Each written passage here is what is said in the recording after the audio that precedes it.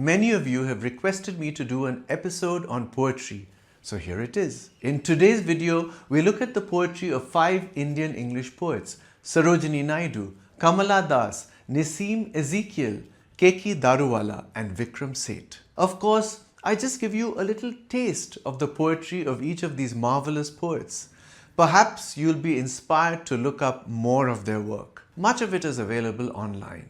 So let's get started. But before we begin, do subscribe to The English Nut on YouTube, Instagram and Facebook. Thank you.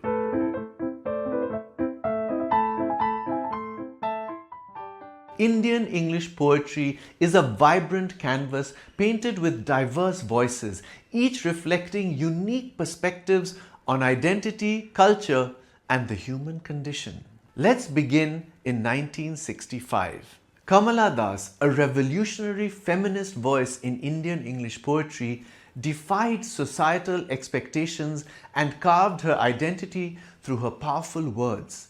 In an introduction, she explores themes of self-expression, individuality and language. I am Indian, very brown, born in Malabar. I speak 3 languages, write in 2, dream in 1. Don't write in English, they said. English is not your mother tongue. Why not leave me alone? Critics, friends, visiting cousins, every one of you. Why not let me speak in any language I like? The language I speak becomes mine. Its distortions, its queerness, all mine. Mine alone. As you can see, Das fiercely claims her right to express herself in any language and tells her critics to basically buzz off. Her poetry is unapologetically personal yet universal, addressing issues of marriage, gender and identity. Das reminds us all, define yourself before others try to do it for you.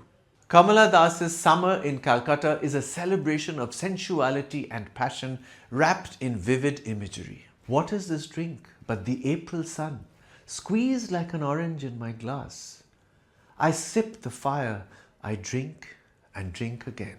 Through this poem, Das transforms the intensity of an Indian summer into a metaphor for life itself, a fiery, intoxicating experience to be savoured. Now on to 1976. Nissim Ezekiel, often called the father of modern Indian English poetry, used wit and irony to critique society. In The Patriot, he examines the dissonance between ideals and reality in post-independence India. I am standing for peace and non-violence. Why world is fighting? Why all people of world are not following Mahatma Gandhi? I am simply not understanding. Ezekiel's deliberate use of Indianized English mirrors the struggles of a society grappling with Western influences and modernity. Beneath the humor lies a serious critique of the erosion of traditional values and the embrace of materialism. The Patriot exemplifies Ezekiel's ability to use simplicity and satire to illuminate profound truths about Indian life. Now let's travel back in time in a palanquin to 1905. Sarojini Naidu, the Nightingale of India, infused her poetry with the rhythms of Indian life. Her Song of the Palanquin Bearers captures the grace and tradition of a bride's journey in a palanquin. Lightly, oh lightly, we bear her along. She sways like a flower in the wind of our song. She skims like a bird on the foam of a stream. She floats like a laugh from the lips of a dream. The poem's lyrical rhythm mirrors the swaying of the palanquin, evoking a musical quality. The bride is likened to a pearl, a flower and a dream, delicate yet radiant. Palanquins have probably been around from the time of the epic Ramayana. They truly defined first-class travel in the era before trains, planes and automobiles. Today, the doli, an ornate palanquin, is still used in weddings and religious processions, keeping this cultural heritage alive.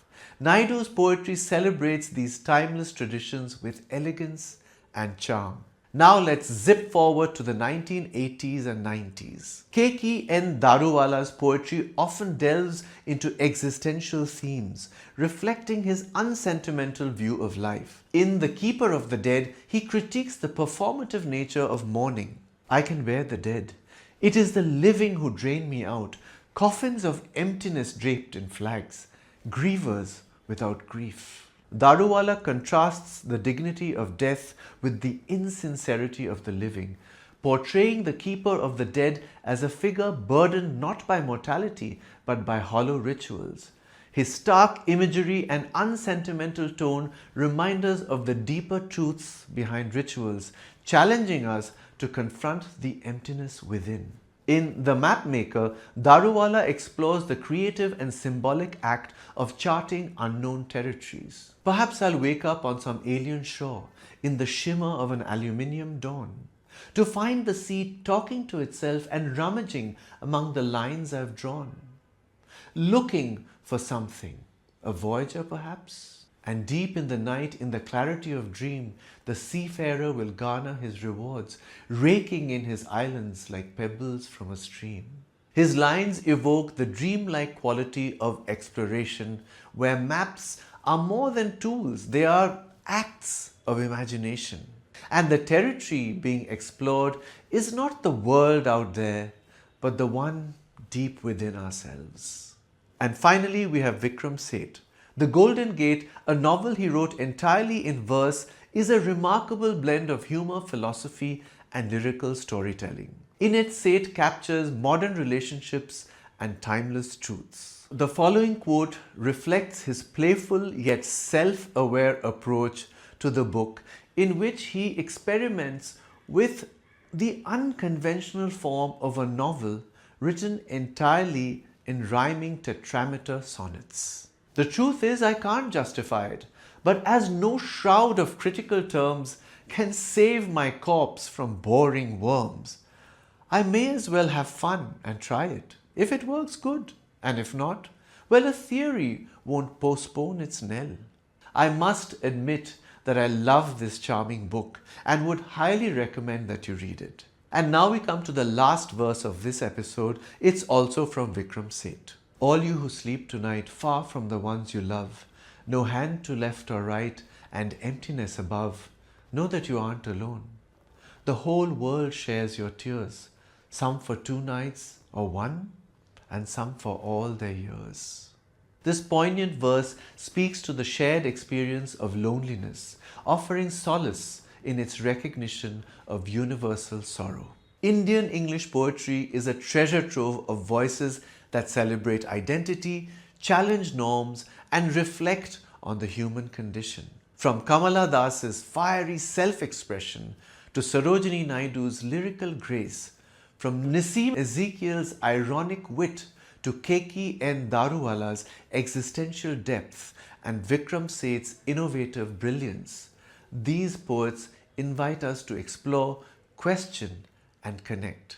Their words remind us that poetry is not just an art form. It's a journey into the soul, a bridge between tradition and modernity, and a celebration of what makes us human. Let me know your thoughts on these poems and poets in the comments section. I'm the English Nut. Bye for now.